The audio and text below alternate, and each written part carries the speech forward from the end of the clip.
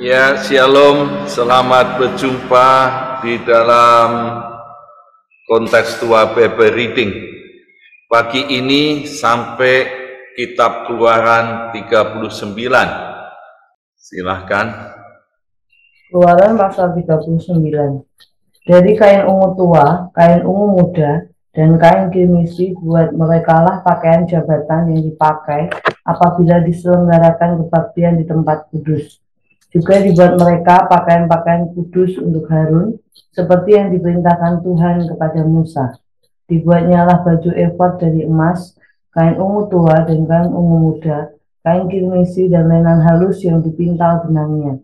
Mereka menempa emas papan yang dipotong-potongnya itu menjadi benang emas, untuk dipakankan pada kain ungu tua, pada kain ungu muda, pada kain kirmisi, dan pada lenan halus buatan seorang ahli. Dibuat merekalah tutup bahu pada baju efod itu yang disambung kepadanya. Di kedua ujungnya lah baju efod itu disambung. Sabuk pengikat yang ada pada baju efod itu adalah seiras, dan sama buatannya dengan baju efod itu, yakni dari emas, kain ungu tua, kain ungu muda, kain kirmisi, dan lenan halus yang dipintal benangnya, seperti yang diperintahkan Tuhan kepada Musa. Kerjakan merekalah permata krisopras, yakni dililit dengan ikat emas, diukirkan padanya nama para anak Israel, dan diukirkan seperti meterai.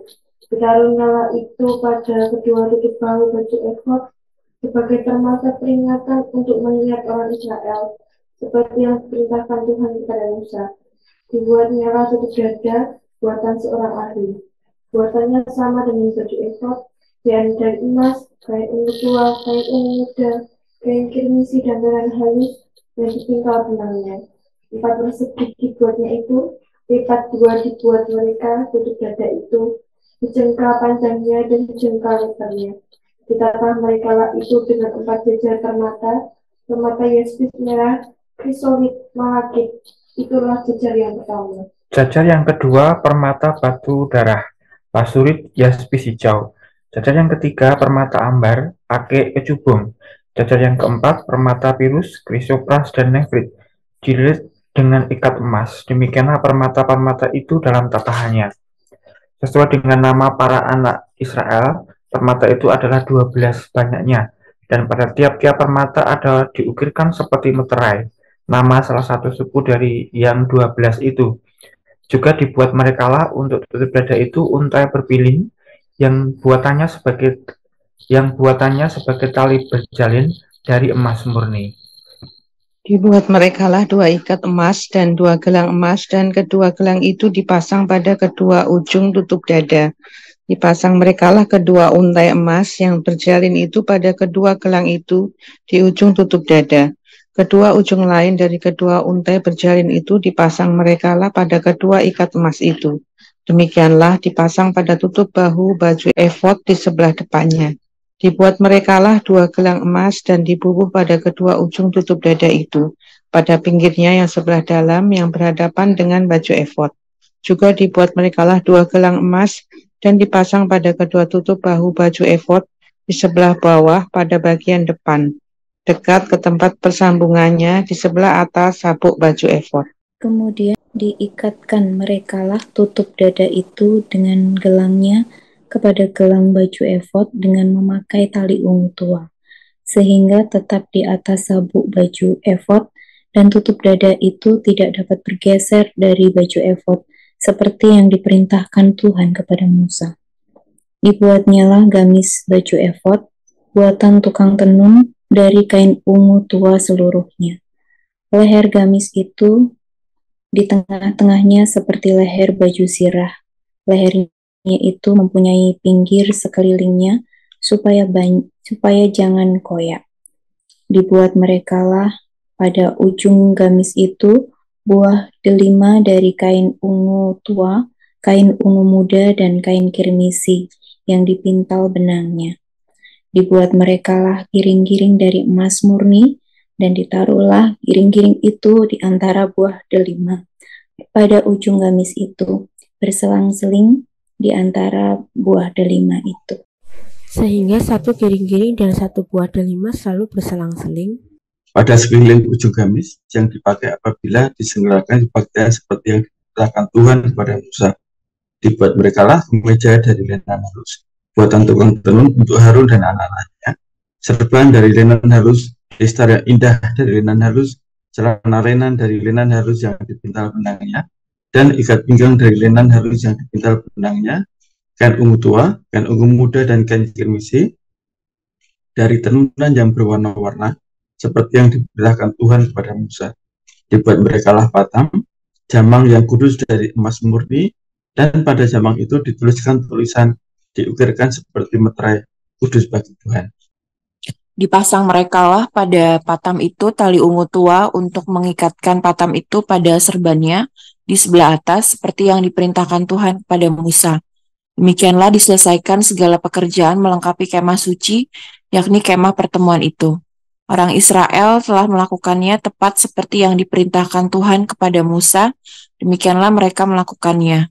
Dibawa merekalah kemah suci itu kepada Musa, yakni kemah dengan segala perabotannya, kaitannya, papannya, kayu lintangnya, tiangnya, dan alasnya.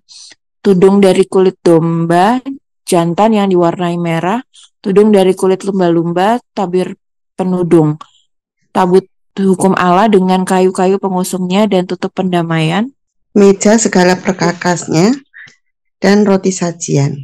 Kandil dari emas murni, lampu-lampunya, lampu yang harus teratur di atasnya, dan segala perkakasnya, minyak untuk penerangan, misbah dari emas, minyak urapan, ukupan dari wangi-wangian, tirai pintu kemah, misbah tembaga dengan kisi-kisi tembaganya, kayu-kayu pengusungnya, dan segala perkakasnya, bejana pembasuhan dengan alasnya.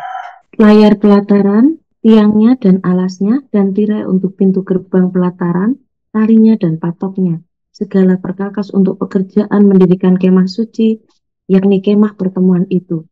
Pakaian jabatan yang dipakai apabila diselenggarakan kebaktian di tempat kudus, pakaian kudus untuk Imam Harun, dan pakaian anak-anaknya untuk memegang jabatan imam. Tepat seperti yang diperintahkan Tuhan kepada Musa, demikianlah dilakukan orang Israel segala pekerjaan melengkapi itu. Dan Musa melihat segala pekerjaan itu, dan sesungguhnya mereka telah melakukannya seperti yang diperintahkan Tuhan. Demikianlah mereka melakukannya. Lalu Musa memberkati mereka. Ya, pasal 39 kitab Keluaran, tinggal satu pasal lagi, pasal 40 menyelesaikan kitab ini. Di pasal 39 kita melihat ada dua bagian. Yang pertama ayat 1 sampai dengan 31 tentang pembuatan pakaian imam, dan 32 sampai dengan 43 ini tentang pekerjaan kemah suci dan isinya semuanya sudah selesai. Nah, bagian yang pertama tentang pembuatan pakaian imam pernah disampaikan Allah pada Musa di pasal 28. Bagaimana Allah menyuruh Musa untuk membuat pakaian untuk jabatan imam yang didesain dan yang diberitahu material aksesorisnya yang harus disiapkan dan fungsinya untuk apa dan siapa yang membuat pakaian itu. Katakan di pasal 28 itu pakaian kudus sebagai perhiasan kemuliaan, ya, dibuat oleh para ahli yang dipenuhi oleh roh keahlian, pengertian, dan keterampilan, dan ini orang-orang yang dipilih Tuhan.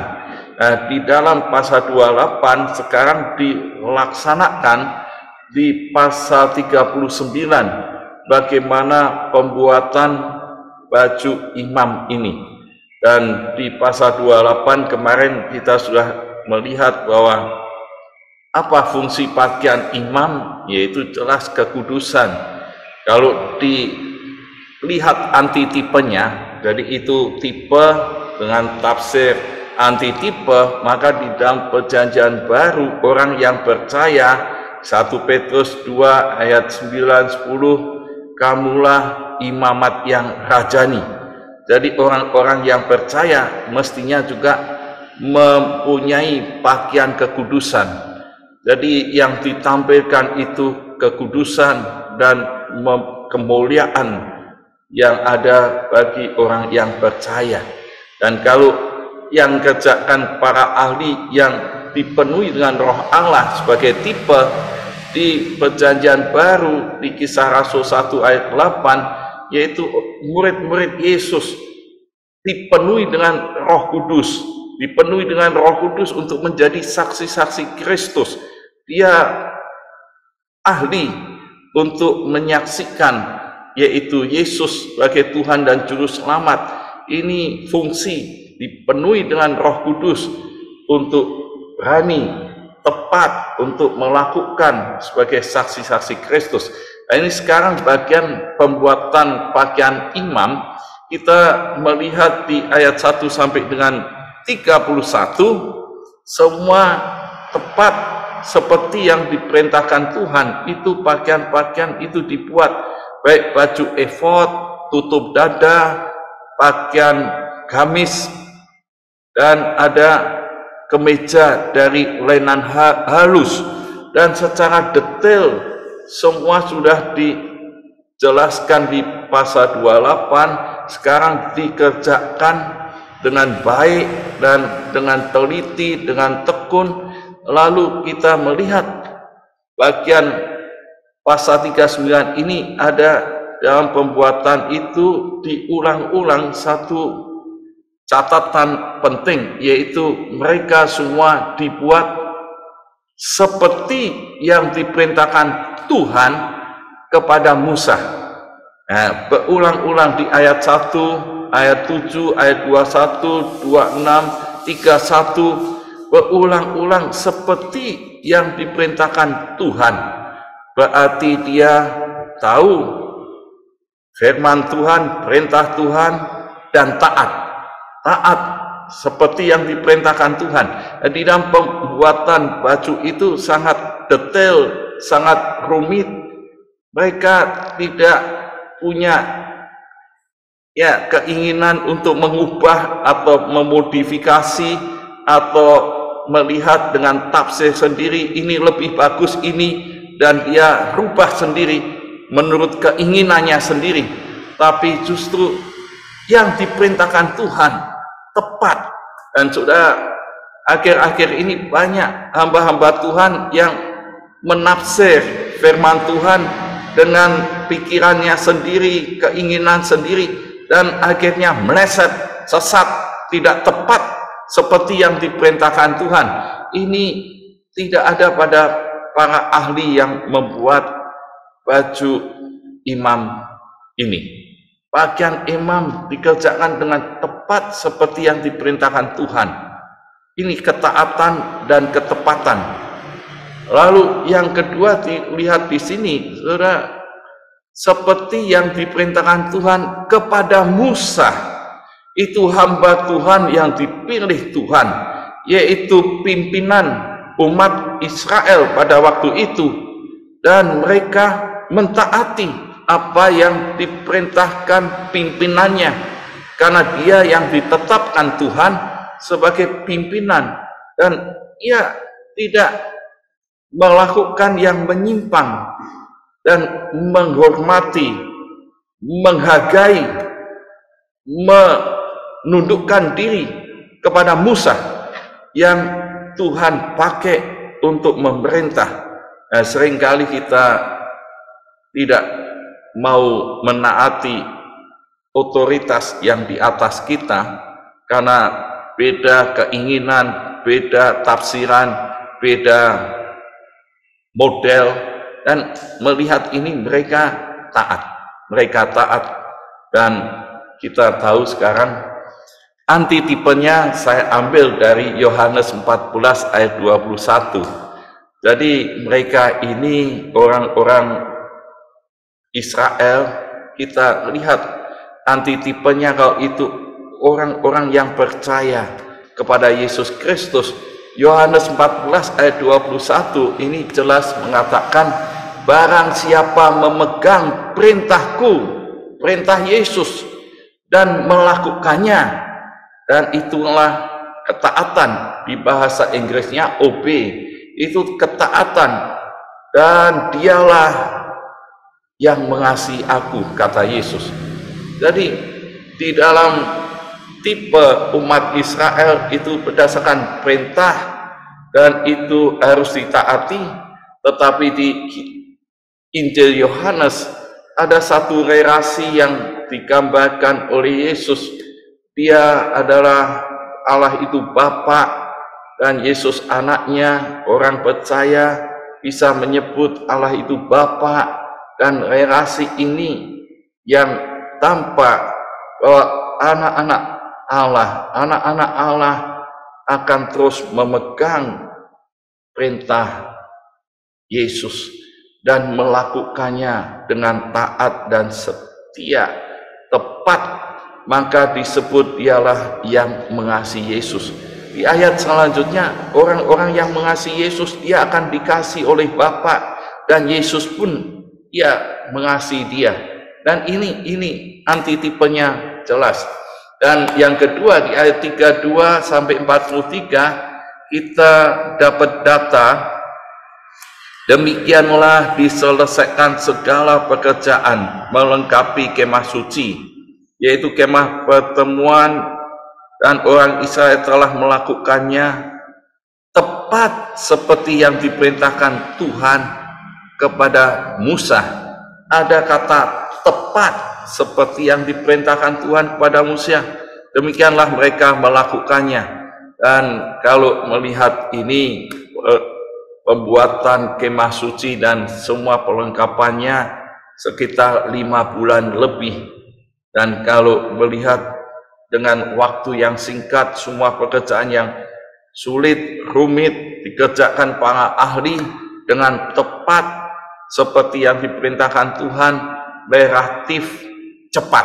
Ya, ini kita bisa melihat dengan tepat dan cepat, dan satu teamwork yang bagus, kerjasama yang bagus, maka mereka menyelesaikan dengan baik. Ya, semua diselesaikan dengan baik. Jadi kalau melihat pembangunan kemah suci ini, ya kita bisa tahu bahwa di antitipenya ada di Efesus pasal 4, yaitu ada rasul-rasul, ada penginjil-penginjil, ada nabi-nabi, gembala-gembala, dan pengajar-pengajar untuk melengkapkan orang-orang kudus bagi pekerjaan pelayanan, bagi pembangunan tubuh Kristus. Jadi kita melihat bahwa ini antitipenya pembangunan tubuh Kristus. Supaya apa? Supaya semua orang yang percaya mencapai kesatuan iman, pengetahuan yang benar tentang anak Allah, kedewasaan penuh, dan tingkat pertumbuhan sesuai dengan Kristus. Dan ini perlu dikerjakan dengan tepat seperti yang diperintahkan Tuhan. Umat Tuhan, orang-orang percaya terus dibangun untuk melakukan pekerjaan pembangunan tubuh Kristus dengan tepat seperti yang diperintahkan Tuhan, sampai mereka tersusun rapi, bertumbuh rapi, dan menjadi dewasa sesuai kadar kepenuhan Kristus, dan mereka menerima pertumbuhan dan membangun dirinya dalam kasih. Jadi setiap pribadi membangun dirinya terus dalam pertumbuhan rohani, dalam kasih, dan berpegang pada kebenaran, berpegang pada kebenaran firman Tuhan. Dan ini yang kita terus upayakan. Dan amanat teksnya hari ini jelas, umatnya, ya, umat Allah yang mengasihinya akan melakukan perintahnya dengan taat dan tepat. Pembangunan tubuh Kristus semuanya sampai dewasa sesuai dengan kepenuhan Kristus. Dan aplikasinya, apakah saudara mengasihi Tuhan Yesus dengan taat perintahnya? Apakah saya juga bertumbuh terus sampai dewasa serupa dengan Kristus dalam tubuh Kristus? Amin. Tuhan Yesus memberkati. Mari kita bersama-sama meresponi Keluaran pasal 39 ini dengan pujian kemuliaan bagi Tuhan. Biarlah hidup kita ini memuliakan Tuhan, terus bertaat kepada kebenaran firman Tuhan.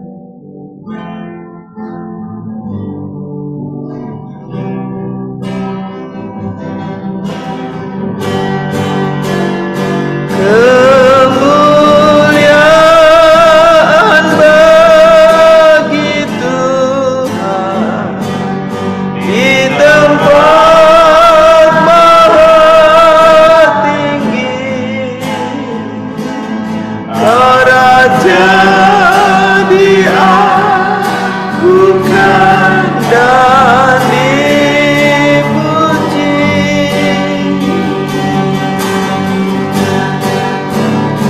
Datanglah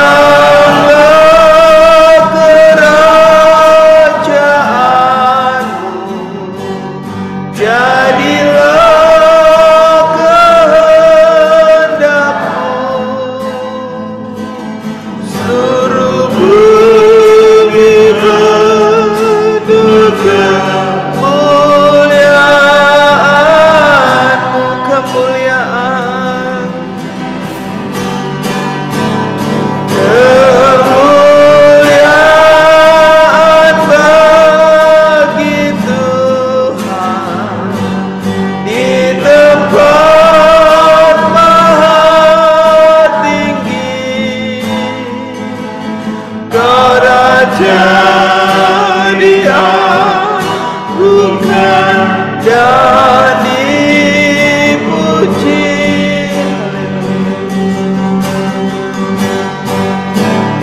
Datanglah kerajaanmu, jadilah kehendakmu,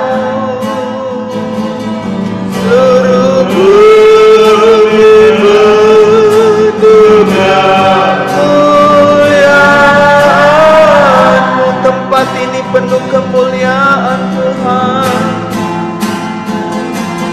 Tempat ini menduga kemuliaan. Hidup kami penuh kemuliaan Tuhan. Hidup kami menduga kemuliaan-Mu. Haleluya. Kami rindu memuliakan nama-Mu Tuhan. Hanya Engkau Allah yang mulia, Allah yang kudus, layak dipuji, layak disembah. Haleluya, haleluya, terpujilah nama-Mu Yesus. Terima kasih, terima kasih. Mari kita berkomitmen untuk mengasihi Tuhan, untuk mentaati firman Tuhan, untuk hidup terus bertumbuh, berbuah, terus menjadi serupa Kristus. Hidup kita penuh dengan kemuliaan dan memuliakan Tuhan. Mari kita bersama berdoa. Bapa di surga, aku bersyukur untuk setiap kebenaran firman Tuhan yang mengingatkan kami Tuhan, untuk kami terus memuliakan Tuhan dalam seluruh aspek hidup kami. Tuhan, kami mengasihi Engkau. Kami ingin supaya hikmat rohani terus menyertai perjalanan iman kami, supaya kami terus berkomitmen untuk bertumbuh serupa dengan Kristus di dalam segala aspek hidup kami, baik dalam keluarga, pelayanan, di dalam profesi. Tuhan, Kau terus memberkati kami, menyertai, memimpin, memberikan hikmat supaya kami hidup memuliakan Tuhan. Terima kasih ya Tuhan, terima kasih, terima kasih.